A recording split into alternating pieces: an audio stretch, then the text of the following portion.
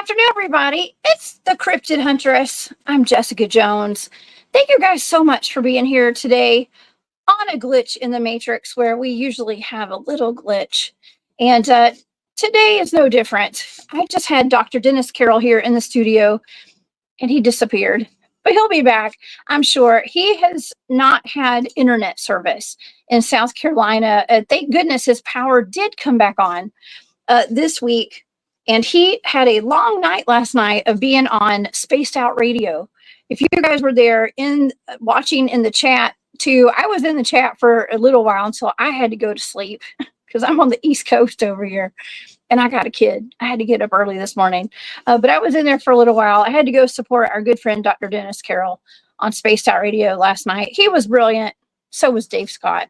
And so was Phil's over there doing all those drawings last night. It was a great time. If you guys get a chance, please go. If you're still up late on any weeknight and weekend too, y'all go check out Spaced Out Radio. Those are my people over there, or our people, shall we say. Okay, well, today we are going to be talking about the Raven Mocker. Okay, the Raven Mocker. It is not to be laughed at. It's not a funny subject. Okay, it's not. Now, Dennis is the resident expert on the Raven Mocker, so hopefully he'll be back here. If not, we're going to wing it. I know enough about it where we can talk about it today. But Dennis does have the expertise on the Raven Mocker. So let's hope he gets back. If not, we'll talk about it and then we'll do something fun. I don't know. We'll figure it out. I want to keep the vibes kind of high today, as high as we can, because I do want to acknowledge that I am sending all of my prayers, all my thoughts out to all of my friends who are still in Florida right now. And there is a hurricane that's going to be hitting tonight down there in Florida. And so I love you guys. Hunker down. Okay, hunker down and know that we're all thinking about you and we are keeping our vibes high. We are putting our intentions towards that hurricane getting weaker and weaker and weaker and weaker. Okay, it's going to be super weak by the time it hits. And so please let us know you're okay after the storm hits. And yeah, everything's going to be okay, y'all. Everything's going to be okay. Keep the vibes high, though. Okay, and I also want to give a shout out to C. Duke, one of my moderators here in the chat. C. Duke has a birthday today, and I'd love to acknowledge birthdays. So happy birthday to C. Duke. You guys give C. Duke a shout out. C. Duke's a woman, by the way. I know she gets mistaken for a man sometimes, but that's Duke. Happy birthday to her today. I hope you have a wonderful birthday, and thank you for being such a great moderator. And guess what, y'all? We got Dennis Carroll back in the studio. So, okay. If you guys would like to follow along with all of my shows, y'all know the drill. Go to the cryptidhuntress.com and you can find all of my shows there, all of my calendar of events. Including, we got this World UFO Conference coming up. That's November the 2nd. It's on a Saturday, a full day. I'm one of their keynote speakers. I'm going to be talking about UFOs and cryptids. So y'all come see me. I think it's at Piedmont College. I should have already figured that out by now. I know, but this is at Demarest, Georgia. Please come see me there. And also, if you're around Georgia and Middle Georgia, the next weekend on November 9th, I'll be speaking at the Molina Bigfoot Festival. That is such a fun event. Please come out and see me there. And of course, I have a flyer for January the 18th at the East Alabama Bigfoot Town Hall down in, I think it's Opelika, Alabama. That's going to be a fun event too. So come and see me. All right. I love getting out and seeing people and meeting everybody face to face and hearing your stories and just swapping stories. Okay. That's my favorite thing to do. Okay. Well, since I got Dennis here, praise the Lord, Dennis is back. We're going to go ahead and get to the show. Okay. And I want to thank all my moderators for being here today. You guys rock. Everybody who's in the chat, I already see y'all are in there kicking butt today. So thank y'all for being here. All right, let me tell y'all what the Raven Mocker is before we get to the show, before I bring Dennis up. The Raven Mocker. I'm probably not supposed to even say that more than 3 times. It's one of the most feared entities of Cherokee legend. The strange beast lurks in the deep woods of the Appalachians, and it preys on the weak and the dying. The ravenmocker prefers to eat the heart of its victims, which extends its lifespan by gaining the remaining years of the victim's life. That sounds interesting. They are shapeshifters and usually invisible and can be seen by skilled medicine men and medicine women. It is a witch that the witches fear. Its cry in the night signals impending death. Okay, this is something you don't want to come across in the woods. It's a shapeshifter. It can take the form of an old lady, an old man. It can take the form of a beautiful lady. It can take the form of a Sasquatch, any kind of animal, even a bird, a raven, of course. To help me explore this, I don't want to say its name too much. I just don't know how that works. I have Dr. Dennis Carroll here in the studio, and Dennis has decades of experience with all the paranormal, all the UFOs, all the cryptids, all the everything.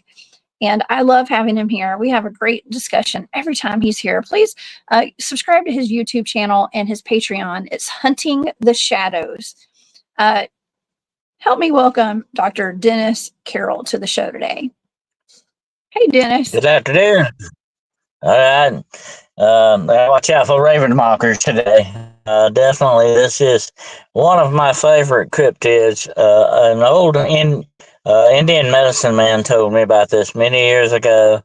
He said it is, like you said there just now, it is the witch that other witches fear. That's pretty bad.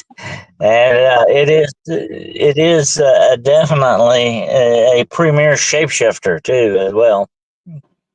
Ooh, a premier shapeshifter. Okay, we're going to get into it, but first I want to tell you how awesome your interview on Spaced Out Radio was last night with Dave Scott. I really enjoyed that, Dennis. So super awesome show last night, and I hope you got some rest. I know you were up late.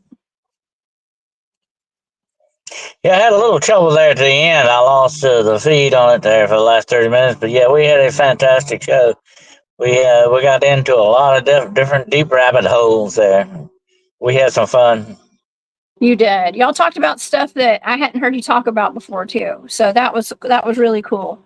And so yeah, and so tell me about your situation too in South Carolina. You still don't have your internet service, but you got your power, right? Yeah, the internet's still out. Matter of fact, I'm doing your show today from my truck. I'm parked in a parking lot. I hope it works. It's kind of spotty, so if I disappear, it wasn't the ravenmocker. Okay? Ravenmocker didn't get me, but anyway, I'm hopefully very soon they will get the internet back up because I have completely run out of data on my phone. It's slowing down, and so I'm kind of between the proverbial rock and a hard place. This has been quite an ordeal. This has been a very bad ordeal for a lot of people. And I feel for the people in Florida right now who are about to go through something like that too, as well. Yeah, me too. It's it could be devastating, but we're keeping the vibes as high as we can today. Try not to put all the doom and gloom on what's happening right now, because I know it's really stressful for a lot of people. It's stressful for you. It's stressful for everybody along the coast down in Florida and South Carolina, Georgia, everywhere. We're having a rough time, and North Carolina. So yeah. So let's focus on this ravenmocker. Okay, and this is one that's actually new to me, Dennis. It's kind of new. I'm very familiar with Spearfinger out of the Appalachian mountains. I think that I've had some interaction with Spearfinger potentially out in the field.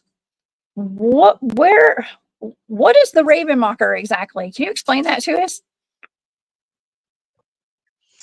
The ravenmocker basically is sort of an evil spirit type witch that can take on many different forms.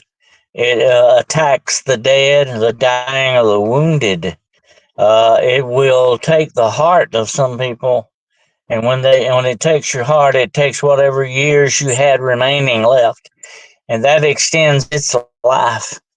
That's very bad in that respect. It is a dark spiritual entity, and it can remain invisible and only certain medicine men can see it. Certain rituals and certain herbs and stuff they use will allow them to see the raven mocker. Some of them can. Some are born with the ability to see this, where others can't. But it can appear as an old man or an old woman, or it can appear as a young man or young woman.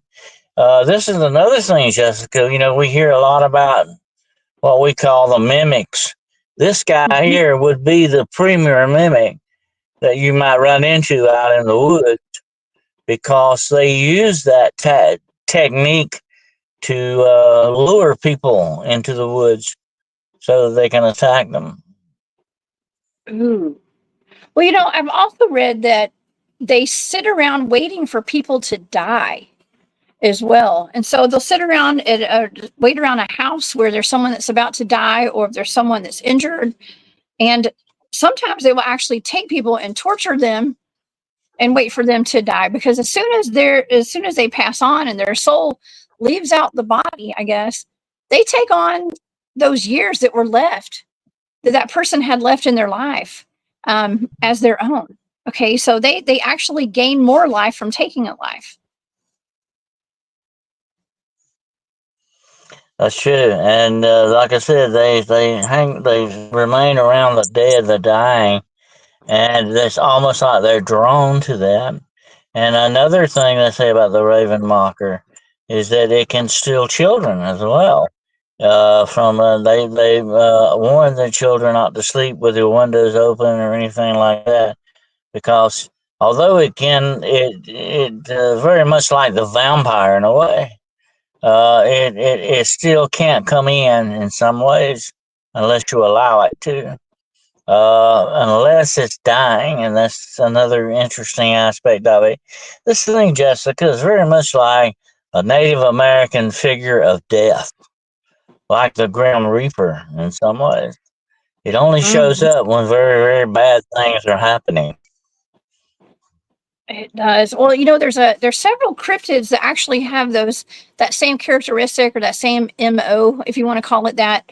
And like Mothman, for instance. Now, I don't think that Mothman is a scary cryptid personally, but it shows up when disaster is about to strike. Okay, so it could be a messenger of doom or something like that. Well, this is not really just a messenger of doom. This is something that's actually sitting around waiting for death to occur, or it causes death, kind of like old Green Eyes. I love old Green Eyes. I talk about him all the time, up in Chickamauga, Yeah. Georgia. Mhm. Yeah. Can you hear me, Dennis? Yeah.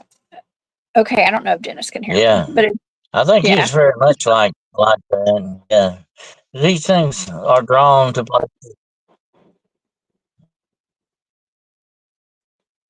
Okay. We may have lost Dennis, y'all. He's out in the parking lot, trying to get his internet to work and stuff. So there's no internet out there in South Carolina still. So he's a trooper, man. Let me tell you, Dennis has been a trooper this whole week, and he did a lot of shows yesterday too. So this is a good question, Richard. What do you have to do to be a witch? Okay, that's a good question. Now there's the case of skinwalkers, and we're not going to say that word a whole bunch here. Okay, let me take this down. We're not going to say that S walker word too much. Now that's something you have to do a lot of really bad things to become one of those, and to become a witch. I mean, there's some people they say are born witches, and so it depends on what kind of witch you're talking about. I think I'm sure Dennis would have a better answer than I would. Dennis, we had a question here from Richard. What do you have to do to be a witch? Do you have an answer for that? Yeah, there's some bad stuff you have to do in order to do that.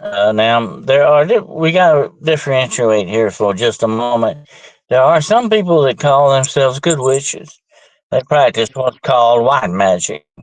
They do supposedly good stuff with herbs and stuff like that. You got to kind of separate them from the bad guys, the people who are doing dark and evil witchcraft. That's the ones you got to watch out for. And in order for them to gain this dark power, they have to do very horrific things. The number one thing you have to do to become a true black dark witch is you must murder one of your siblings, either your brother, your sister. You have to kill somebody like that, or your child, whatever the case may be, someone who is very close to you. And once you offer that sacrifice, that opens the dark door for you to enter in and start becoming a black witch or a warlock, as the case may be. In law enforcement, we have seen some actual ritual murders that take place like that, and that are connected to them doing these things so that they can go into what they call the dark gate that allows them to go in and start hooking up to this demonic power and things that they use. This is what black witches do, but they have, as time goes on and they go higher up the ladder of power, they must do more horrific things, terrible things. They engage in cannibalism and child sacrifice. The list goes on and on and on. The more dark power you get, the more you've got to sort of sell your soul to get it, to give yourself over more to the darkness. And as a fellow once told me, once you give yourself away to the darkness, you lose yourself in it. You become something else completely. And I think that's what these people do. They get caught up on the realities of being able to shapeshift, which is one of the powers you get, and some of the other things, the fame, the glory, the money that they may get from it, whatever they're after, that's what they sell their soul for, unfortunately. Oh gosh. Yeah, because this is kind of tying into what we're seeing in pop culture today with a lot of the satanic agenda. Okay, and all the rituals that are going on at all the concerts. And we talk about that quite a bit. And hearing about people that are wanting to become famous, selling their soul, signing their name in blood on the dotted line, making the deal with the devil, basically. And it's not pleasant at all. Yeah. But we're also dealing with the whole aspect of like the child trafficking and things like that that's going on. And a lot of people are going missing, and it's suspected that they could be being used for ritual purposes. And so it's a huge issue right now. It's actually kind of a big issue, in my opinion, and it's becoming more public now.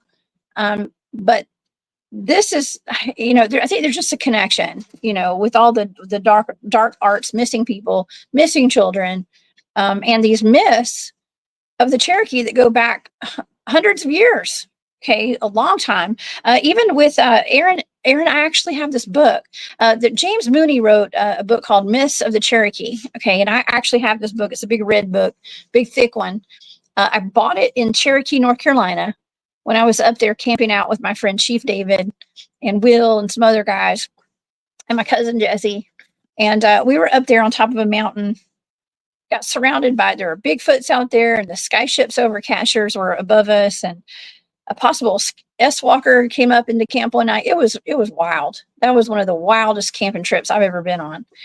But when we went into Cherokee, into the town, David took us to a bookstore slash almost kind of like a tourist shop. They had a lot of artwork and stuff. And he pointed out some books that he recommended that I buy to learn more about the Cherokee legends, the Cherokee language, even. At the time we were kind of talking about me helping him write a book at this time. And so I got this book. It is full of everything. Okay, this James Moody, I'm not sure if he lived with the Cherokee for a while. I'm pretty sure he did, but he got a lot of knowledge, a lot of wisdom, and he put it all into this book. Okay, and part of this was talking about Spearfinger. The Cherokee little people are in there. I mean, any kind of myth or legend that the Cherokees have had are in that book. So I highly recommend you guys buying that book if you come across it. But Aaron says, for reference, Ravenmocker is myth number 120 in James Mooney's Myths of the Cherokee. So like Spearfinger is a myth with documentation, not all Cherokee myths you see online are documented. And that's true. Not all are documented, right, Dennis? That's right. I have studied extensively the mythology, and beliefs of the Cherokee, which is a fascinating subject. And to me, what stuck out the most was the Raven Mocker, because it has so many different powers and everything, so very dark in that respect. It's very much like the Swang. Now, I know you're familiar with the Swang, which is an entity that supposedly can send its tongue into your house and attach itself to a pregnant woman and steal her fetus. Um, I mean, that's very much like what the Raven Mocker does. And then in South Carolina, we talk about the Boo Hag, which is kind of similar in a way because she can take her skin off and harass other people and stuff like that. They have very vampiric like attributes to them, which fascinates me because they seem to be a tie connection between all these different things. But when it comes to the Raven Mocker, um, I I would believe that even skinwalkers would be afraid of the Raven Mocker because of its extensive power and the way that it Mhm. does things. Especially again, I have been as someone who has been attacked by unseen entities. I can tell you without a doubt, it is a, shall we say, very interesting experience when something attacks you that you cannot see it. That puts you at a very bad disadvantage. It does. It does. Now, Dan has a question. This is a great question. Are they creatures of chaos or a ritual created being? So, Dennis, are the Ravenwalkers, are they conjured through a ritual, or how do they come into being? That's the question. Well, they're very much like skinwalkers that we talk about. You know, we talk about we mention skinwalkers a lot, but actually, skinwalkers are local only to the southwest. In the Appalachians, they are witches. That's what they've always been called. They don't call them skinwalkers. They are called witches. Whatever type of witch you talk about, even the Cherokees talk about witches. Okay, in that respect. But this is the witch, like you said, that other witches fear. And this is the one, this is the big bad boy. This over all of them, the Raven Mocker. Which what makes it fascinating to me because like I said, it is also a symbolic thing of death. It's almost like the Grim Reaper in that respect. It only shows up when somebody's dying. It can attack you though in the woods. Just got that other side to it, that where it can lure you into the woods. You know, I think you had an episode where you heard somebody calling your name. I had one too, like that, and I never will forget. I was camping with this couple, and they were asleep in the tent. I was out there still fishing. It was night, sitting by there. There was no one around for miles and miles and miles. I mean, it was very desolate. Mhm. And something from the bushes, all of a sudden I hear from the bushes off to my left, help me. And it sounded like a woman's voice. And I said there, man, I didn't say or do anything. I'm just saying, who could that be? I mean, there's nobody around here, you know. And he came back again, and this time it was a child's voice. It helped me, Dennis. It called me by name, Oh my. and I said, okay, this is not good. This is something going on here. They should not know who I am. Okay, this thing knew that, and I just sort of spoke to it. And this is what you need to do if you ever get in this situation. Don't answer and say, yes, what do you want? Don't do that. What you do is just address it and say, I know what you are. I know what you're up to. You get out of here and leave me alone right now. Go away. Don't come back. Go away. You have to rebuke it and get it out of the way from you, which is what I did immediately, and it was gone. But I think things like this, Jessica, are trying to lure us into the woods to do something very bad to us. No doubt about it. And that was, I think, my experience. I think you've had the same experience yourself. Okay, so my experience was similar, but it was my voice. It was my voice, and it was pretty benevolent. It just said time travel. I just said time travel. That was my voice. Now I can't say that was 100% me. Okay, I don't know. It was my voice. So it could have been a mimic, but see, in my reality that I live in a different reality than everybody else, I think. Um, I do, it could have been me remote viewing myself and like doing a deep mind probe. It could have been me time traveling. I don't know. I don't know what it was. But I didn't take it as something evil or bad. Like it wasn't anything trying to entice me across the river. Okay, like it wasn't like that. Especially if it's me, it knows that I'm not going to cross that, in the middle of the night to go try to find me. It was weird. So, but something similar happened. I know when you're in the world of the paranormal, like you and I are, the supernatural, um, nothing really makes sense. It makes all the sense and it makes no sense at the same time. Kind of like something out of Alice in Wonderland, kind of.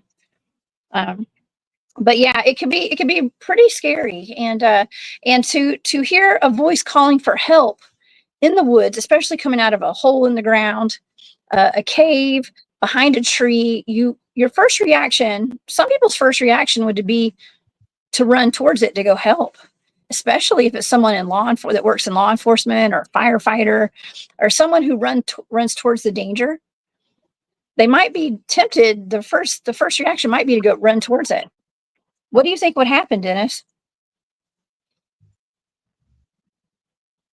Definitely, you would in that kind of a situation. My advice to whoever it's happening to would be to investigate this in a certain way, understand what maybe it is you're talking about. It could be possibly someone really in help, that needs help. That's a thing too, but it could also be something else. So you need to be very careful and cautious when you are in that type of a situation to assess what's really going on. That's the premier thing about the Raven Mocker, which I like too, or I admire, you might say, is the fact that that's why it's called the Raven Mocker. It can mock the call of a raven, but can also do that with people's voices. And here's another freaky thing. According to the Cherokee, the Raven Mocker can appear to look like someone you know and trust, Oh man, so so that that it would be can like still. myself. No, that so okay, so that what you're saying is that could have been a raven mocker using my voice to try to entice me out in the field that night. Do you think that could have been the case? Yeah, that's a possibility. That sounds very much. And I think that night, what I ran into was something like the Raven Mocker. I investigated after that incident and found out that that's one of its things that it does. That's the mimic thing it does. And it has sort of, like I said, there's different sides to this cryptid. It also has sort of a trickster side like to it as well. And that's why it kind of fools people into coming out in the woods and all that. They say that when the Raven Mocker, if you actually see its true form, it looks like a person with raven wings and the tail like a bird, but the rest of the body is like human. Yeah, there you go. That's a good picture. It's very much like that. What that is a transformation of shapeshifting that you see right there in front of me. That's the way it would transmute its form and reality into whatever it wants to take. It can look like. Here's the bad thing about the Raven Mocker, and this is what the Native Americans told me. It can appear as anything. It can look like a bear, a deer, a man, a child. It can look like a stump in the woods. It can appear to look like anything it wants to, so you don't know what you're truly dealing with. And that's why it would even scare skinwalkers, I think, because, like you said, it is a premier witch. It can do a lot of things. It has a very versatile type of power about it. Oh yeah. Okay, well we have a ton of questions. I got a lot of questions in the chat right now. Maybe we'll pull a couple of them up. But I just can't get over the fact that this sounds a lot like Spearfinger, my favorite Cherokee witch. She's my favorite. She's the scariest in my opinion, but Spearfinger is similar to the Raven Mocker, not exactly the same, but you see, the raven marker likes to eat hearts. Well, Spearfinger actually holds her own heart in her hand, and she goes after the hearts of, well, her preference is children, actually. So, but she lives in the Appalachian Mountains as well, and she entices people into the woods. Oops, there I went. She looks like an old lady usually. Her true form is grotesque, kind of. It's some say demonic, and so she usually looks like a harmless little old lady. She's got a long spear for a finger, and she will, have a little child like put their head in her lap, and she strokes their hair so they fall asleep, and then she sticks her finger in their back, pulls out their liver, and then she eats it. All right, and I know that's horrible. It's horrible, but it's pretty terrifying. But that's kind of what she does, and this Ravenmocker is a little similar in some ways. And Dan has an interesting question here, Dennis. He says, "Are all shapeshifters somewhat ethereal, like smoke and vapor, like a shadow man?" Now, what is your opinion on that? Because it seems as though this is more of a three-dimensional body.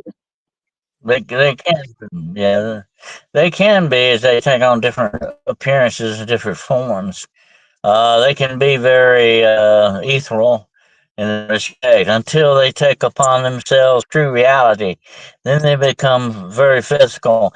And I was talking about that last night with Dave Scott about werewolves and stuff. That's the interesting thing about it. You've got a person that takes on a supernatural image of the werewolf, but that thing is still physical. It can tear you to pieces and eat you. That's physical in my book, okay? That's not like a ghost or anything. But these things have the ability to, what we're talking about are like very evil spirit type things, like the Raven Mocker, like Spearfinger. And I think I've had a run in with her as well. I think that's their sister. I think she's a sister to the Raven Mocker, okay? Definitely. It's all in the family with these guys. But anyway, I think when you deal with evil spirits that can take on any shape or form, sometimes you may encounter them in a more spiritual form. Then they will not be, bullets would pass through them, whatever the situation. That happens a lot. And that's what I mentioned last night, and we'll have to do a show on this sometime because it's very interesting. But there is a certain attribute of Dogman that ties into the demonic big time. And I don't understand it. I mean, there's something really screwy going on with that. And we're going to have to talk about that one day because it is very interesting. But there are some very strange correlations between the Raven Mocker and the vampire, because vampires supposedly can do the same type of thing. They can become mist or what. They can, disappear. They can be invisible to a certain degree, and they can be visible when they want to be, just like the Raven Mocker. And like you say, there are certain rituals that you have to do, supposedly to be able to see them, but they can appear to anyone sometimes.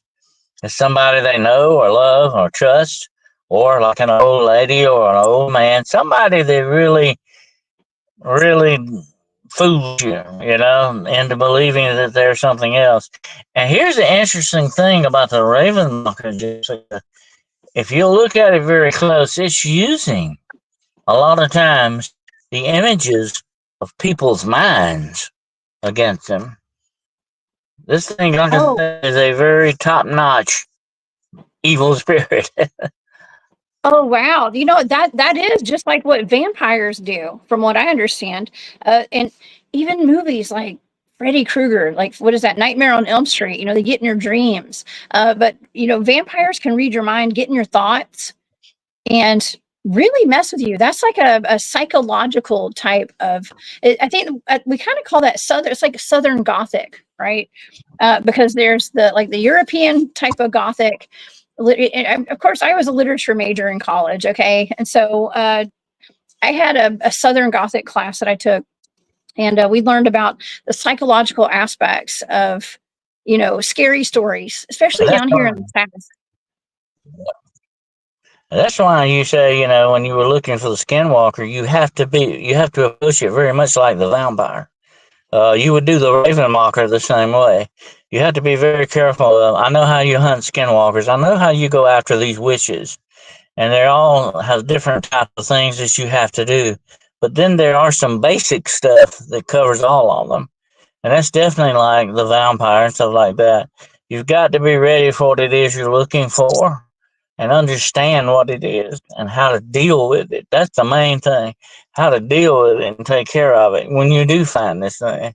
Or if it pops up in your life, whether you're looking for it or not, you need to know how to deal with it. And that's like it goes with Spearfinger. We know that her strength is in her finger, you know. And guess what the Raven Mocker is? It's What? eyes.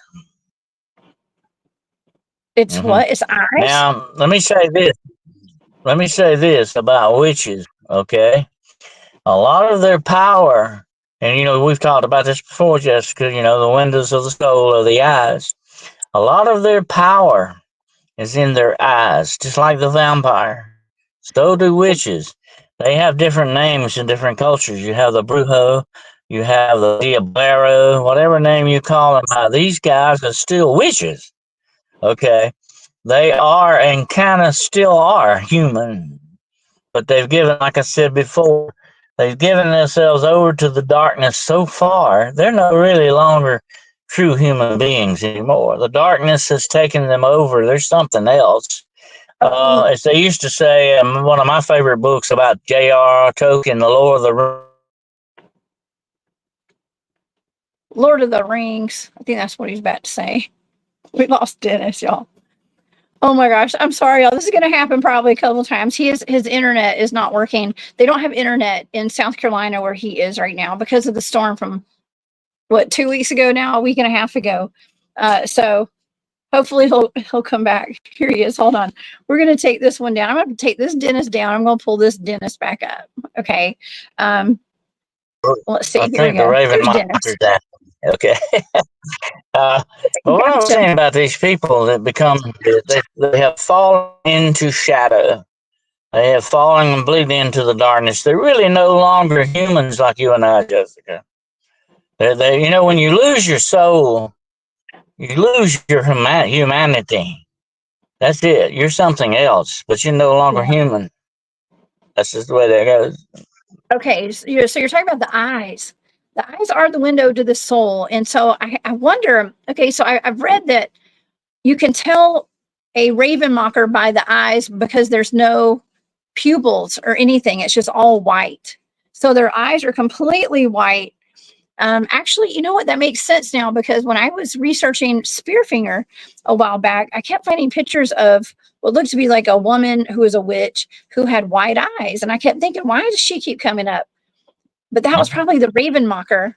And she was getting clumped into the Spearfinger. So that would make sense. What that white symbolizes is there's no longer a soul behind those eyes. That's what it basically is. It's empty. That's what it's symbolizing. Okay. Well, all right. Well, that leads me to a few other questions here because we talk about the human clones. We talk about synthetic humans. I just did a show last week with Brian saying we talked about synthetic humans and recycled celebrities. Okay. And now Dennis is gone. He can't hear me anymore. Okay. But y'all can hear me. Everybody's listening out there. We talked about the human cloning and the celebrities that, I don't know, maybe they're immortal vampires. Okay. I don't know what's going on. But there is something really odd going on, right? But they seem to have eyes that aren't all white, so I don't know. It's a little conundrum. Hey, Dennis. Talking about those white eyes.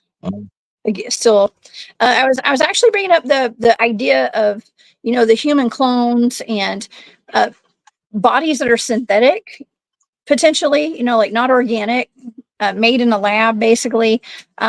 Maybe they have artificial type eyes. I don't know, but they don't have those white eyes. Well, we have to ask one very important question. And I think the answer is already with us, and that is what makes us truly human beings.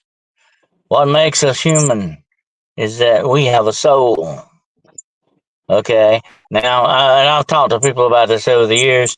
I believe animals have souls, but not on the level that we do. Okay. There are different types of souls here. I'm not going to get into that today, but anyway, I think even trees may have a soul, so to speak. You know what I'm saying? In that respect, but we are unique in our level of existence. We have the soul, and that's what makes us human and gives us the qualities we have, where we love, hate, get jealous, or whatever the situation is. That's what makes us us. Okay. And I've talked about this a lot of times in the demonic when I've talked about that. About guarding the gates well, the gates that are your eyes, your ears. All of you, don't let things into your life because they're waiting to take your soul, or to damage your soul. We got to understand something. Bad things that happen to us, I had a lot of people that say, why does bad things happen to good people? That happens to everybody, okay? We just seem to notice it only when it happens to certain people. But it rains on the just and the unjust alike. If you and I go out in the rain, Jessica, we're both going to get wet, okay? That's just the way that goes. And that's the way life is, okay? But some people don't settle for that. They want to turn and twist life to the way they want it to be. These are the people who have dark and bad intentions in their soul to do things. And when they mess around with that, guess what they end up losing? Their souls. Oh gosh. Don't want to lose your soul. Don't do it. Don't sign your name on the dotted line in your own blood, please. Don't ever do that. It's not worth it. It's not worth it. Prospecting USA Hunting America's Treasures. Oh, thank you for being here. Is asking, Jessica, do you think they can smell the gun oil and know you have one? I don't know. It depends on what you're talking about. If you're talking about the Raven Mocker, probably. I mean, maybe. I think it's all about intention. And, having a firearm on you gives you an extra boost of confidence when you're out in the field, too. Okay. I have a lot of confidence usually when I'm out there for the most part. So they probably know. What do you think, Dennis? Well, let me make this statement. In relation to the gun oil thing, okay? The Cherokee say they. And we lost him again. I'm sorry, y'all. It's the internet thing. He'll pop right back up here in just a second. That's a good question though, for sure. And I'm sure everything out there has got heightened senses, no matter what it is. Okay, and they're gonna know. They're gonna know your intention, my intention. I exude like, hey, don't mess with me. You don't mess with me, I don't mess with you. Okay, so hopefully that probably pertains to all of the things out there, but who knows? What? I'm sorry. I'm sorry, popping in and out today. Yeah, it's okay. The Cherokee say that the Raven Mocker can hear your heart from 5 miles away. Because it wants to eat it. Of course. It wants to eat your heart, right, Dennis? Yep. It can hear Now, your. if it can hear your heart 5 miles away. If you can hear your heart 5 miles away, it can definitely smell your gun oil. Okay, no doubt about it. Yeah, it's kind of like a shark can smell your blood, like a little drop of blood from a mile away or something like that. So yeah, it can smell your heart. I'd say those are super senses. Okay, super senses. You can hear it. It can hear. It can smell. It can feel. Energy, frequency, vibration. Okay, it's probably dealing with that, especially if it's a shapeshifter. It deals in energetic, vibrational frequencies and stuff, I would think. So, yeah, it can smell your fear. Yes, and it can smell your fear too. And so here's an interesting point. Okay, I did a remote viewing target a while back, and it was a dogman attack, and people perished in this attack. Okay, and this is not the same as what we're talking about today, but I just wanted to bring this up because there was someone, and I don't know the validity of if there was an extra person in this environment or not, but there's someone who came forth like years later saying that this person was actually there on site when those people had been attacked. And like, I didn't detect this extra person in the environment when I was remote viewing. And I just, when that came out, and I thought, wow, wait, I only picked up, 4 people in this environment when this happened and they all perished. And what I saw was horrific. And I can only think, like, if there had been another person there in that situation, it would have been terrifying. And those dogmen would have smelled the fear. They would have smelled the fear on anyone else that was out there, and they would have pounced on him. Okay. But I'm just saying that was just my thought on that. I'm not going to get into detail with it, but I do believe that absolutely dogmen, Bigfoot especially, can smell the fear on people, on humans and animals. We can smell the fear on people, right, Dennis? Well, they have that animal attribute. Horses can smell fear on you. Dogs can smell fear. Animals pick up are very sensitive. Animals are a whole lot more sensitive than we are. Okay, that's why I pay attention to animals more than I do people sometimes, because they can tell you things. And as for that extra person, that's a show for another time. That's called the extra person syndrome. All of a sudden, you'll have a crowd of people, and you count, and you got to come up with an extra person. Where'd that person come from? A lot of times, evil actors will sneak into the crowd. Okay, I'm not, as far as I'm going to talk about that today, because that's an interesting subject by itself. But the Raven Mocker is supposed to be like that. They can be in the sick room and look like an old man or a woman that's come to see the person dying, but they're not there to offer their condolences. They're there for very bad things.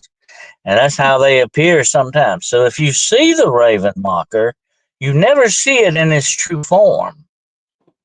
Okay, because it's using that shapeshifting thing. Let me say one more thing about these supernatural entities, whatever they may be. You got to remember what you're dealing with is 100 times more sensitive, 100 times smarter in some ways, 100 times more powerful than you are, because you're just human. Okay, trust me, I know what I'm talking about here.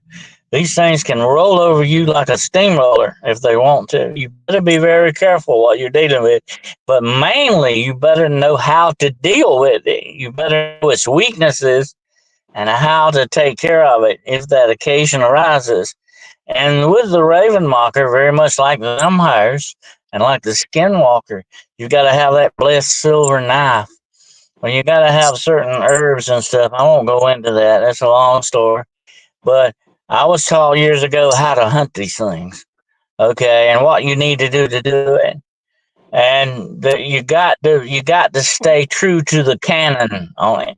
Don't deviate from it. It's very important that you take care of the details. But when you run into something like that, you better either get out of Dodge or you better know how to deal with it. Oh yeah. Yeah.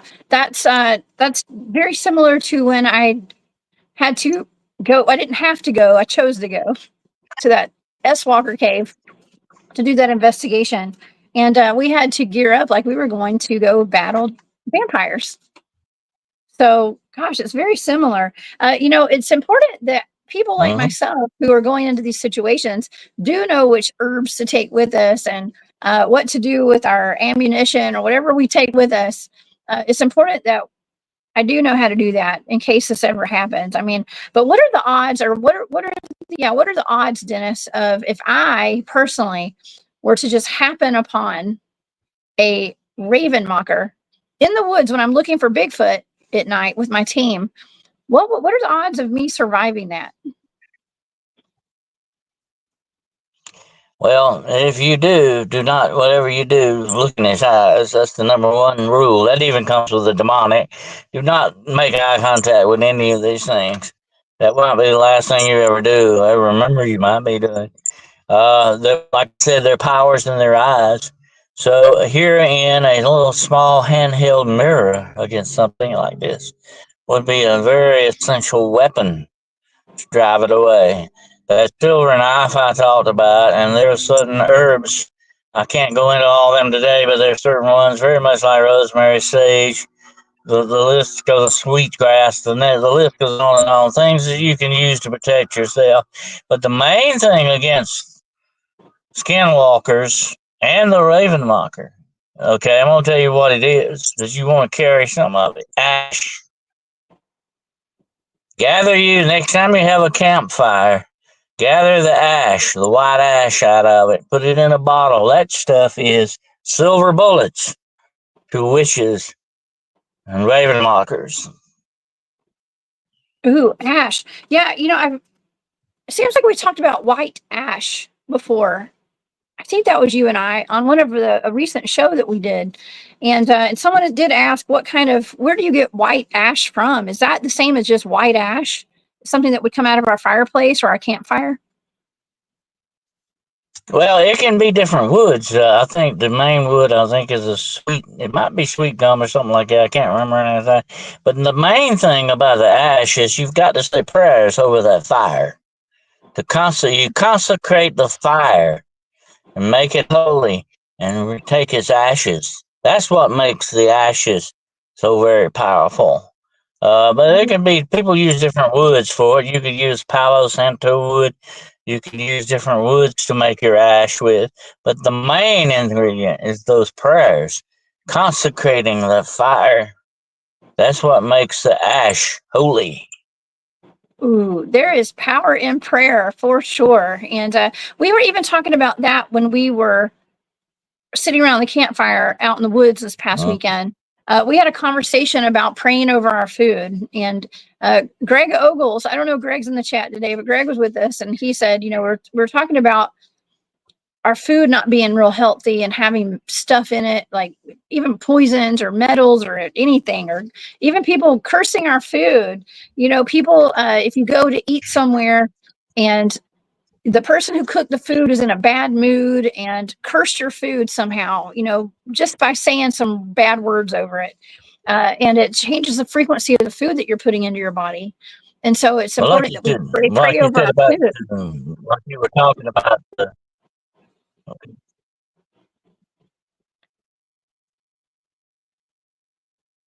I think it's kind of like when you were talking about old Green Eyes, it is definitely cursed land that thing is on. You're going to run into cursed land. You're going to run into cursed objects. You're going to run into cursed people. Okay, that's just the way things go. We're living in an environment very much like that. There's an old Chinese curse that used to say, "May you live in interest." Oh, dang it! We got to find out what that curse is. Okay, we're gonna get it when Dennis comes back. Terry Brown, thank you so much. I think this is Terry Brown, Tales of the Sonic Voyage. Thank you, Terry, for that wonderful super sticker. Another awesome show. Thanks, Jessica and Dennis. Thank you so much for being here. Y'all go subscribe to Tales of the Sonic Voyage on YouTube, please. Okay, thank you so much for that. Here we go. I got Dennis back. Let's take this one down. We're gonna. Hello. Anyway, what I was going to say. Hello. What I was going to say. I think my connection is cursed today. But anyway, what I was going to say is the Chinese say, "May you live in interesting times," and I think we're all living under that curse. Unfortunately, we are living in some interesting times. But people who do bad things to other people, those are curses, definitely. No matter which way you look at it, I kind of agree with that. Putting stuff in food and all that—that's not good. But they don't care. But the main focus on that, of course, they don't care as long as they make the money. They don't care what happens to you. That's kind of like the guy that works in a restaurant. You ever ask somebody who works in a restaurant, "Would you eat here?" And if they say, "No, I wouldn't eat here," don't eat there. Okay. There's a reason for that. I know. We were talking about potluck dinners and stuff, and you just never know, if somebody's in like and this is terrible to say, but it's kind of true. If somebody's in like a super low vibe, that goes into your food. Okay, if they're cooking your food, you just don't know. And so and I'm the kind of person that loves to run by, the taco place and grab a couple of tacos to go at the fast food place or something, and you just never know. You just hope that the person fixing your food is having a good day. Okay, that's in every instance. Well, Yeah. The number one, Jessica, the number one way that people hex people, put curses, spells on them is through their food. They put stuff, ingredients in their food to do these things. I won't go into it's nasty to think about, but they do these things to accomplish stuff, and they do it with hexes and spells because there's a whole lot of, shall we say, a personal relationship with you and the food that you eat. It goes inside of you. It becomes what? Part of you. That's an excellent way to curse or hex somebody when you think about it. It is. It is. So y'all just pray over your food. Okay. Pray over the food. It changes the vibrational frequency. Okay. At this point in our lives, everything needs to be as high vibe as possible. Okay. That's just me. I'm trying to be as high vibe as possible. I am. And I'm guilty of not doing it all the time. I don't think about praying over my food every time I eat. I eat a lot. Okay. But that's something that we should consider. Okay, it's just something to consider, just to kind of X out. Let's just say like X out any kind of negativity that's going inside our bodies, because our body is That's our vessel. that's where blessing the food began, for a reason. Either it was poisoned or had a hex or spell put in it. Supposedly the blessing would nullify that. Definitely, that's where that started. And why we do that? That's one of the traditions that we do. Mm-hmm. But that's its origin. Yes, earth goat tress. Yes, and the water is very important too. Is to bless the water, or just speak positively, speak love into it. We should speak love into everything, including ourselves, every single day, because our bodies are made of how much percentage of water? I think it's like 80% water or something, or more, 90. Our bodies are like all water, and so Absolutely. we need to. When you see the effects of negative energy, negative vibes on water, okay, and how the molecules like all get all distorted and wonky, but then if you speak love into the water and you freeze it, it becomes like beautiful little snowflakes. Okay, intricate, sacred geometry and stuff. And it's the same with our bodies and our minds. It's like our whole being. Speak love and goodness into your life every day. Don't worry about these raven mockers and stuff, y'all. Okay, like we're doing this because we want to get to know what these things are. But let's have high vibes for ourselves. Okay, and think good thoughts all day if you can. Try to see the best in everything. I know I'm just trying to be kind of high vibes. We got a lot of super traumatic stuff potentially going on right now down here in the South. Patrick, thank you so much. Patrick, next time I get stuck in Alabama in a mud hole, I'm going to holler at you. Okay. And keep that tow rope in your truck for me. Get a winch. If you got a winch on your truck, we're good to go. Okay. I'll keep you on speed dial. If I could get cell service, that is. If I can. Yeah, I'm trying to see if we have any more questions right now. Yeah, we don't. Okay. All right. So I asked, what are the chances of me getting surviving an encounter? You said it's pretty slim. Okay, pretty slim. That's not good. Now my team and I, we've never even discussed the Raven Mocker before. We've discussed Spearfinger before because we think we had an encounter with her, but now we just have something else to add to the list, Dennis. Something else to worry about out in the woods. So have you ever encountered what you think to be was a Raven Mocker? Well, I guess we'll never know. Guess we'll never know. This has been a wild show, y'all. I know Dennis is having a hard time with his internet. Yeah, and Don Tart's in the chat. Hey, Don. Don says you need protection stones to douse the evil intentions away and replace with beneficial. Thank you. That's true.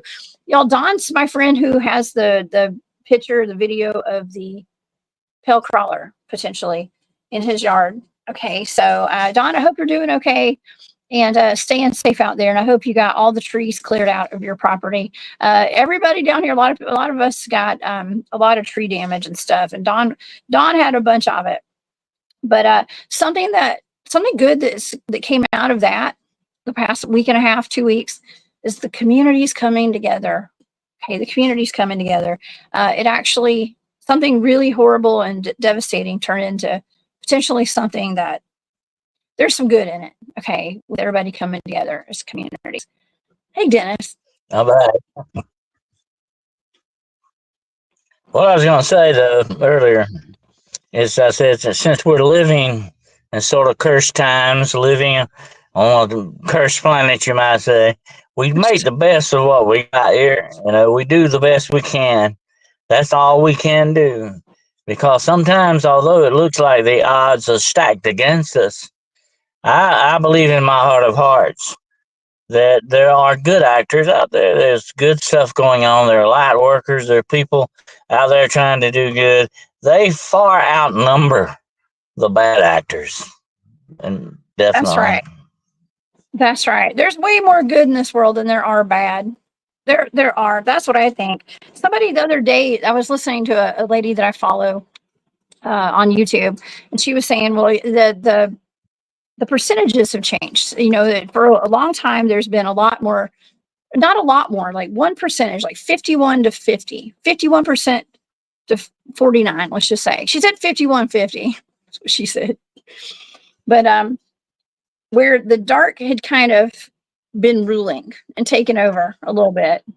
But now there's been a shift, and now it's the light outweighing the dark. Okay. And that's the way I like to see things right now. And so, yeah, I think the light wins in the end. Okay. So yeah, stay true. I see that. Thank you, Overbuilt. That's sweet. Yes. That's So what I say. That's what I tell people, Jesse. I read the book. Guess what? We win in the end.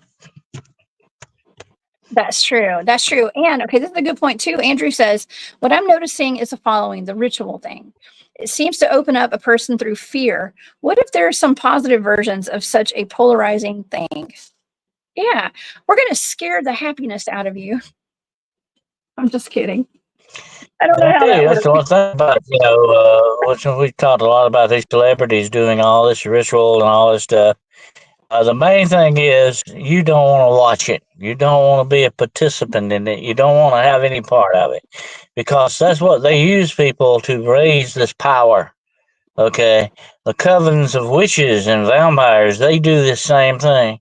They use the rituals to hook into the power they need. Don't let them use you. You're not a battery. You're not a doormat.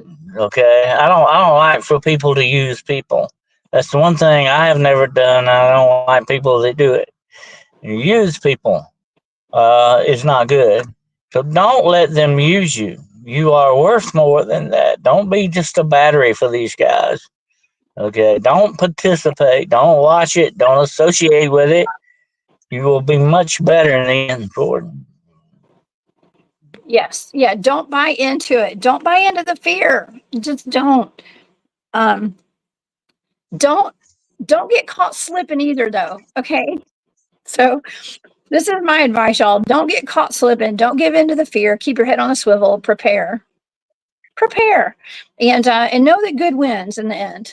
Okay. Good always wins. And so we're all gonna be okay. All right. So be good to yourself, be good to each Uh, other. Right? I once read something one time years ago, Jessica. We all need to remember this very well. Evil has two hands. One hand is called hatred, and the other is called fear. And that is the way evil works. It turns us against each other. It wants to create that negativity of hatred in us. And then it also wants to use us and rule us and control us by what? Fear. That's what it always uses. If we don't give in to the fear and we don't give in to the hatred, we win. That's right. That's right. We win. We do. We do. But it doesn't mean that we're not going to get a lot of obstacles thrown at us and have a lot of weird stuff.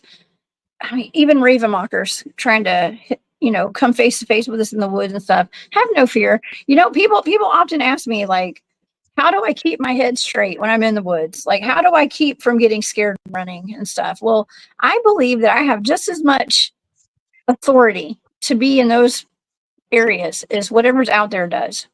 And I know, and I'm not saying I'm stupid. I'm not stupid. I'm not going to stick around if I don't feel safe. Okay, I'm not. But I have just as much authority to be there as they do. Okay, and I try not to have any fear. I don't. And Maureen, congratulations and thank you so much. Member for 8 months. Man, you're a channel member for 8 months. I appreciate that so much. You were one of my first channel members. So thank you to you and Gus. Y'all are the best. Thank you, thank you, thank you. Wow. Well, Dennis, this has been a fantastic show. I know I'm not going to keep you here all day because I know you're on your phone and internet is kind of in and out. And I hope that your internet comes up soon because you have so much to talk about. Oh, and you and me both. You and me both. Definitely. It's been a long haul without the internet, definitely. But I was just going to tell everyone, if you're going into an area or a situation, you might want to think about the white ash. Matter of fact, I have many times before going into certain areas like that, I have marked cross of white ash on my forehead as protection, which is a good thing to do. So you might want to remember that. But the best thing is trying to avoid areas like that. Definitely. it is. I know. Richard wants to know what's my scariest time ever in the woods. Oh man, I guess I always go back to that one time where I had something screamed at me, but it was with our whole team, so it wasn't like it was just weird. It wasn't that scary. It was scary. Something screamed at us in our base camp really loud, and it ran and it taunted us all night, throwing rocks at our tents and stuff. So that was scary. But I didn't leave. Okay, so it wasn't that bad. Because we gotta have faith over fear, right? I knew that sun was coming up. Okay, at some point the sun would come up, and I'd be fine. And so we always look for the light at the end of the tunnel, right? And that's always what keeps me going. No matter how dark it gets, no matter what kind of obstacles get put in my way, I know I keep the faith. I know there's something down the road. Their sun's going to shine again. It's going to be okay. This is only a moment in time. And so that's what keeps my head on straight, my head on a swivel too. Okay. So, man, Dennis, thank you so much for being here today. I want to thank you so much. Can you tell the audience where they can find you, about your YouTube channel and your Patreon and your website? Okay, well, my books are available on Barnes and Noble and Amazon. Just look up Dennis W. Carroll. Also, you can get me on my website at denniswcarroll.com, or you can email at denniswcarroll@gmail.com. You will find me on, whenever I get my internet back, you will find me on The Road Less Traveled with Gerald Fountain on Mondays at 9 o'clock p.m. Eastern Standard Time. Hunting the Shadows at 9 o'clock p.m. Eastern Standard Time on Wednesday nights. And on Friday nights, Paranormal Point of View, 9 o'clock p.m. Eastern Standard Time. I also have a Patreon now, actually. Yes. Now, is your Patreon Hunting the Shadows, or is it Dennis Carroll? Is it Hunting the Shadows, Dennis? What's the title? Hunting the Shadows, yeah. Okay. Hunting the Shadows podcast, actually. Okay, wonderful. You guys, please go show your support to Dennis, and definitely subscribe to Hunting the Shadows on YouTube, and go become a member of his Patreon, Hunting the Shadows. So just go to patreon.com/Hunting the Shadows, and you'll find that there. All right. Well, you guys, this has been a wonderful chat today. I've really enjoyed having everybody here, and thank you guys so much for being here. I hope everybody learned something, and I hope you'll come back and see me tomorrow night. I'm going to be back with Dr. John Stamey. He has given me a remote viewing target that deals with the Tartarian Empire. So we're going to be talking about the Tartarian Empire tomorrow. It's going to be dealing with giants and all that. It's wild. Please come back and see us. If you guys are into hidden history, let's just say hidden history, free energy, palaces, architecture, giants, all that stuff, airships, whatever, come see us. Okay. Maybe even the Great Wall of China. Okay. That might have been a Tartarian Empire creation. So I can just tell y'all, it's going to be a really interesting time tomorrow, 8 p.m. Eastern. I will be back. So y'all, please come see me. And if you'd like to see all that raw remote viewing data, that will be in my Patreon either tonight or tomorrow. I'll put it in there before the show. Okay. So thank you again so much, Dennis, for being here today. I want to send all my love to all my friends down in Florida. And we are praying for you guys. Please be safe and let us know that you're okay after the storm. Okay. And know that the sun's going to shine again. Okay. The sun will shine again. This is just a moment in time. And we are sending all of our good intentions to weaken that hurricane, y'all. Please do. Okay. And have a wonderful day, you guys. I'll see y'all tomorrow night. Dennis, thanks again. And we'll see you soon. All right. Bye, y'all.